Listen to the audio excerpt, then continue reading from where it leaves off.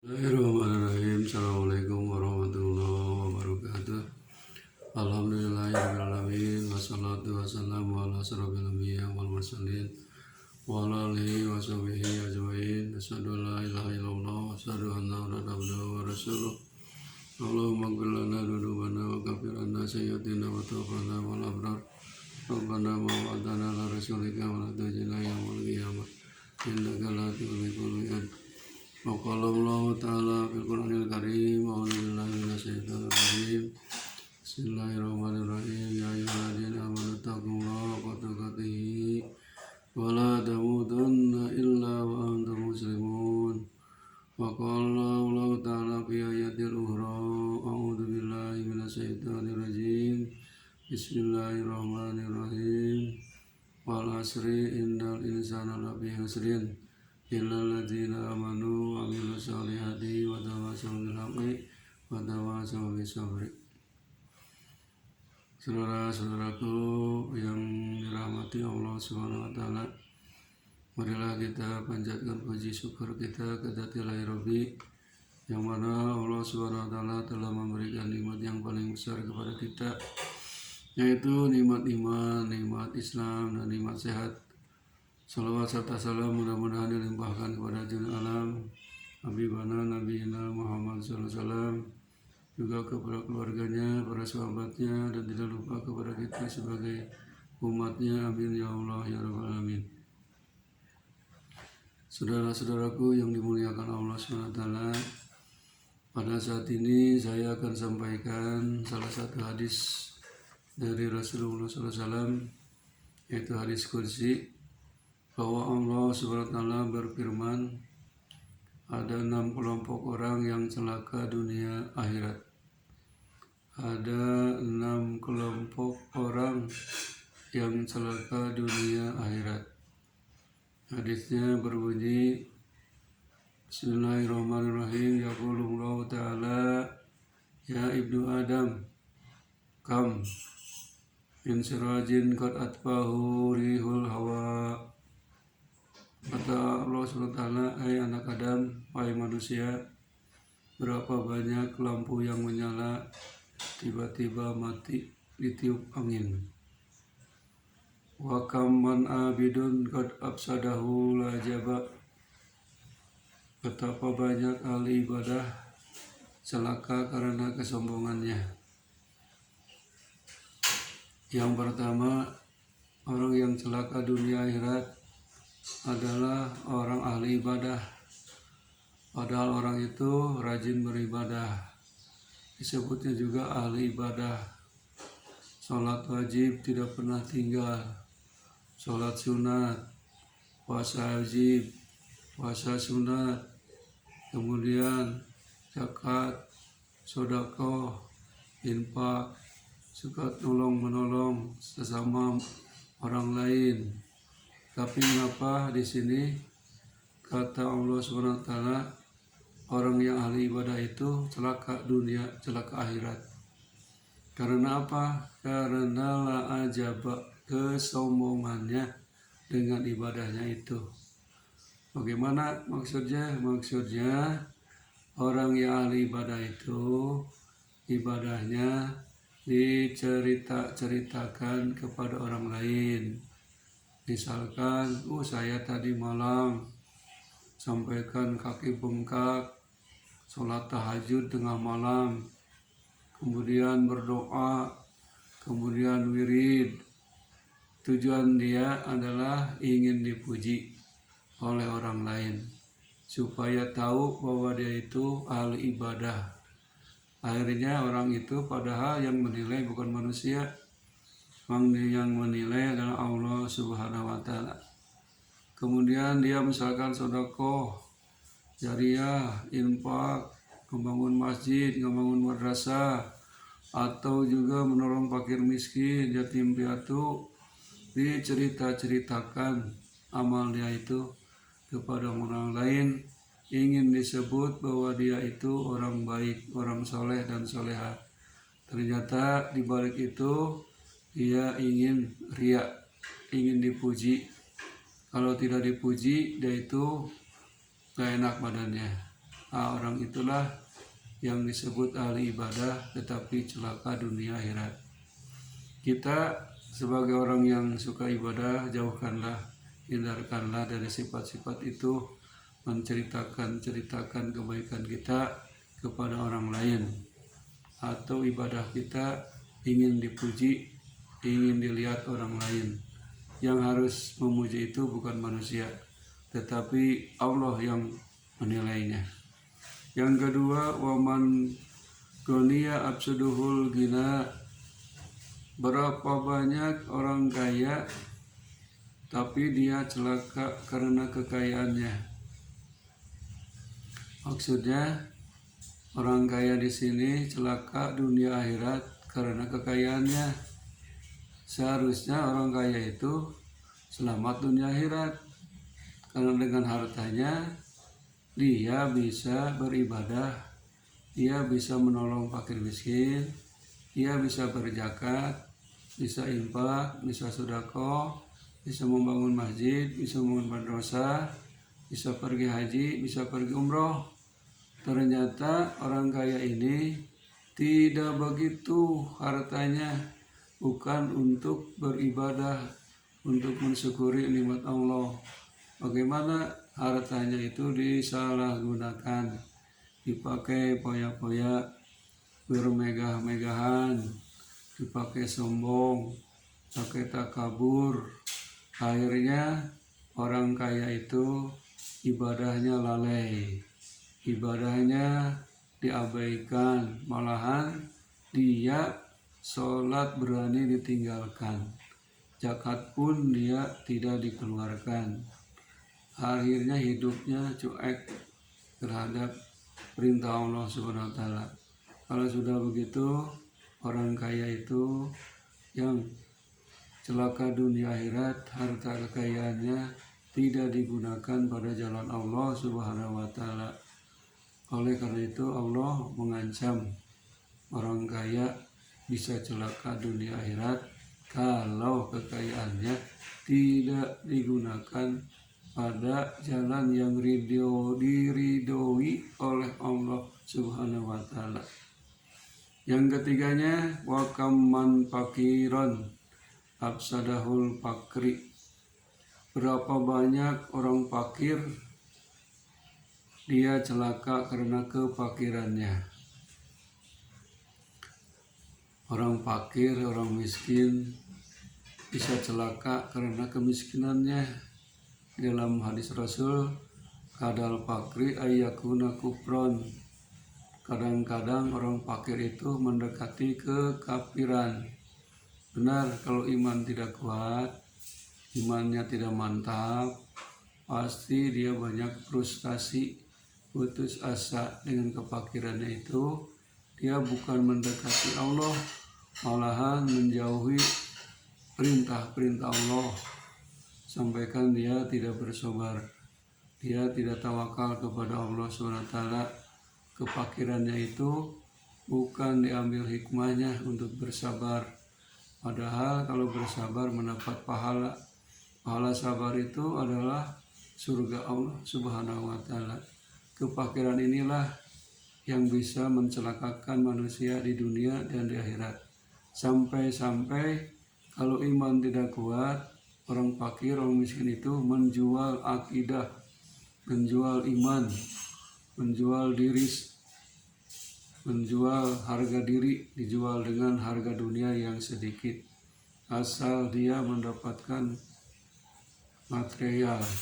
Itulah pandangan orang-orang fakir yang imannya belum kuat, yang tidak kuat, sampaikan keluar dari Islam, contohnya jadi murtad. Itu adalah gara-gara fakir, gara-gara ekonomi. Sekarang coba kita perhatikan, banyak sekali orang-orang yang banyak tekanan ekonominya kurang, iman tidak kuat, sampaikan rumah tangganya juga berantakan, istri dan suaminya berantakan, anak-anaknya juga begitu, sampaikan akhir-akhirnya mereka keluar dari agamanya, masuk agama lain. Itulah yang diancam oleh Rasul, adalah orang fakir akan celaka dengan kefakirannya, karena kefakiran itu membawa kepada kekufuran. Yang keempat, wa kam man sahihun afsadahul afiyah. Berapa banyak orang yang sehat tetapi dia celaka karena kesehatannya. Orang sehat itu banyak. Seharusnya orang sehat itu tidak celaka dunia akhirat, harusnya selamat dunia akhirat. Kenapa? Karena sehat itu merupakan nikmat dari Allah yang harus kita syukuri. Sehat ini mahal harganya. Coba saja kalau kita sakit, jangankan penyakit berat, sakit kepala saja dulu udah beli obat 1.000, kalau apalagi penyakit yang berat-berat. Nah, jadi sakit ini merupakan ujian dari Allah. Selagi kita sehat, jaga kesehatan. Maka banyak orang yang diantara kita hidupnya sehat, badannya segar, tapi kesehatannya itu tidak membawa keselamatan dunia akhirat. Malahan ini sebaliknya, mencelakakan dunia dan akhirat.